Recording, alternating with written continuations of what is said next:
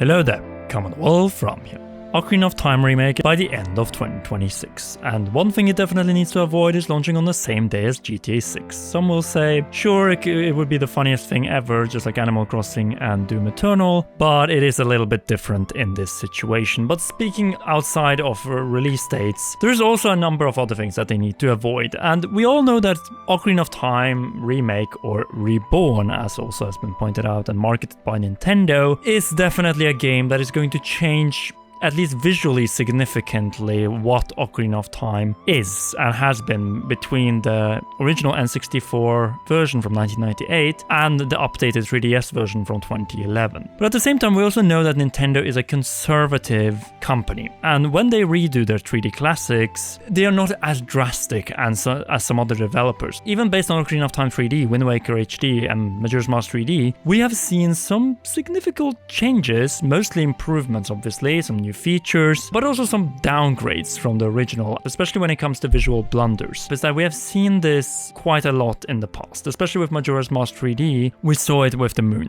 We saw it how the face of the moon can ruin pretty much the artistic direction, and especially when it is something that is so visible and so crucial to the game. Because what they've been doing so far, based on what we have seen from the reveal trailer and also Dylan Durupt's character model based on this one, is that they are going in a rather respectful direction, but they also making some visual changes here and there, especially when it comes to the tunic, hat. Making it too similar is another thing that needs to be avoided when it comes to Ocarina of Time Remake, because if we end up in a similar situation as we did with Star Fox Remake, it will be a problem, and the main reason is that we already have Ocarina of Time 3D. So in this case, we really need to see significant overhauls, because we want somewhat fresh experience most of the places we are going to venture through, as so many have already played Ocarina of Time in the past. One thing that they need, however, to be careful with, so that they don't end up being in a situation where Hyrule Field is not more lively and dynamic. Hyrule Field was probably the space with the most limitations, especially when it comes to filling it out in 1998. Keeping it one-to-one here could be a problem, and it would make the game definitely feel dated, especially based on how it feels boxy, even though it's an open space. And the same goes really with loading screens when one thinks about it. Loading screens are a thing of the past. With modern Zelda, we see that you can go from this place to another without having to go through that loading screen sequence. And the same goes also when it comes to just not doing enough with Castle Town. For example, not giving us full camera control inside here, or just sticking to the same alleyways that we've been seeing since 1998. We know that there are missing alleys there from the 1998 map, and we would definitely want to see that fully integrated, and without that, it will be a disappointment. Another thing that we really need to be aware of and also watchful is if they start messing with the dungeons. There are sections of every dungeon that is not as good as the rest, but what I'm talking about here are iconic sections of the dungeon. It's the Twisted Corridor, it is Darklink, it is the Guillotine section in Andin's Fire section in the Shadow Temple. There's just so much great about the temples of Ocarina of Time that if you start messing with it, I'm afraid that they could take out some sections that we love and that we'll feel is not replaced by the same quality. Unless you can top it somehow, it is very risky, and we know that you shouldn't be messing with what isn't broken in the first place. And the same goes really with the dungeons. Yes, the Water Temple is controversial, no doubt about that, and there's room for a few changes here and there, but replacing dungeons altogether, it's just gonna not make this game being Ocarina of Time anymore. We know that people have been saying that, oh, we want these dungeons to be new and everything. But the truth of the matter is that this is a remake, not a new game. Unless they, of course, go for the original medallions and turn a water temple into an ice temple and the forest temple into a wind temple. And in that case, that would be a big shame, because the forest temple is one of the best Zelda dungeons, if not, and for many, the best Zelda dungeon of all time. While you might not replace dungeons, I think also it would be a shame if there's no new dungeon added into it, especially since we know that this game is missing a temple when it comes to the medallions of the sages, namely the Light Temple. Raru just hands you the light medallion and you never get to explore this temple. Of course, we got a version of it in Twilight Princess, but I think there's far more potential, especially with the light arrows, than what we saw in that game, a game that didn't even have the light arrows until the final battle. Majora's Mask 3D is a classic example of how not to do it, with its eyes being added into almost all the boss fights in that game, and doing something similar in Ocarina of Time, it's just gonna ruin the experience that has been known for as the highest rated game of all time. And the same going with really not doing enough with the cut content that didn't make it into the original N64 games due to system limitations. And we know that there have been features that have been cut down, like the beam attack from the sword. We know about the whistle for Epona, the jump button, and also horseback combat with sword and shield. Like, these are all things that could make Ocarina of Time more dynamic, even more epic than it already is. And by not taking advantage of any of this in what is possibly and most likely the final version of this masterpiece would be a wasted opportunity.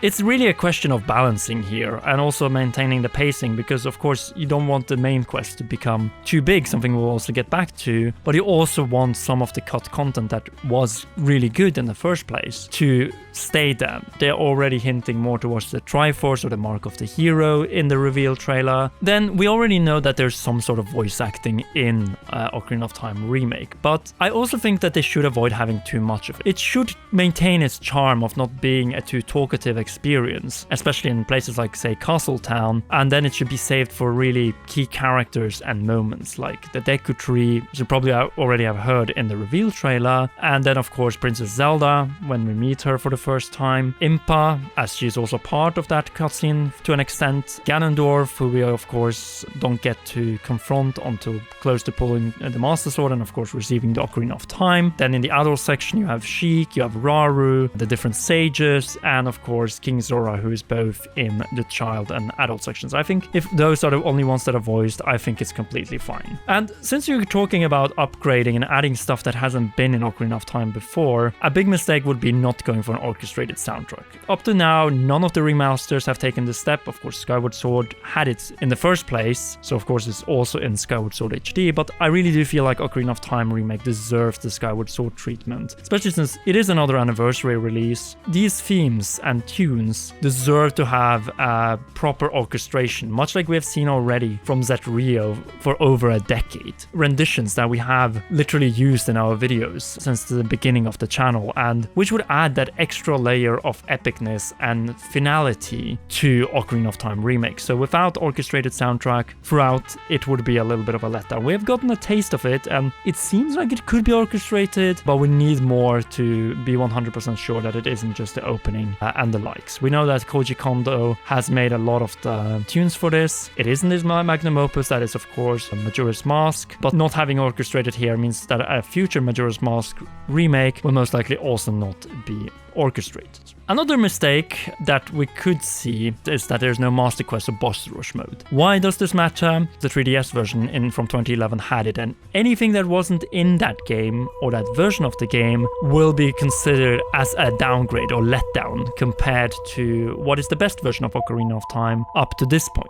This is important because, let's be honest, Ocarina of Time Remake isn't their first attempt at remaking this game. Yes, 3DS version was maybe a little bit more of a remaster, but it is also very close to being a remake, though it isn't of course to the same degree as Reborn. Since we are making a final version, it also needs to be less tedious, or at least not more tedious than the previous versions when it comes to the main quest. Sure, you can add filler stuff in side quests or new side quests, activities and so on, but as long as you don't mess with the near perfect pacing of the main quest, so not stretching it too much out, maybe just adding the light temple, I think you're gonna end up with a game that is equally well balanced, equally well paced, and an even better experience than we had in 98 and 2011. I think that one exception to the rule outside of the light temple is maybe Castle Interior on the path to Princess Zelda. Could be explorable, the only 3D Zelda game with a Hyrule Castle where you can't explore inside Hyrule Castle, and changing that would be an improvement for the better. I'll actually go to the length in saying not including the interior of Hyrule Castle at some point in this game would be a little bit of a letdown, and they should avoid not doing it. And though I know it's controversial, not altering the two final boss fights, so Ganondorf and Ganon, could also be a really missed opportunity, because we want this game to have epic boss fights. We want them to avoid the mistakes, of course, of Majora's Mask 3D with the eyes, but we have also seen examples from people added another stage after the tennis match and then have a proper duel with Ganondorf before the entire Ganon's castle collapses and you get to that fight. And we also know that the battle against Ganon was supposed to be a Shadow of the Colossus style fight. We've seen from the Lego set that Link jumps, something that of course he doesn't do in any of the versions that we know. So of course that is something that needs to be done. But with that said, it will be a part of a future episode of Inside Ocarina of Time Remake, so to be sure to not miss that anything of that, and maybe also sharing some of your thoughts about what this remake needs to avoid, and be sure to leave a like, subscribe and press the notification bell. Last but not least, a big thanks to you for watching and to all our patreon.com/CommonRealm patrons. Special shout out go to our heroes Cheryl, Garrett Hoy, Holly Wolf and Kintaro. You rock, and please enjoy these awesome videos.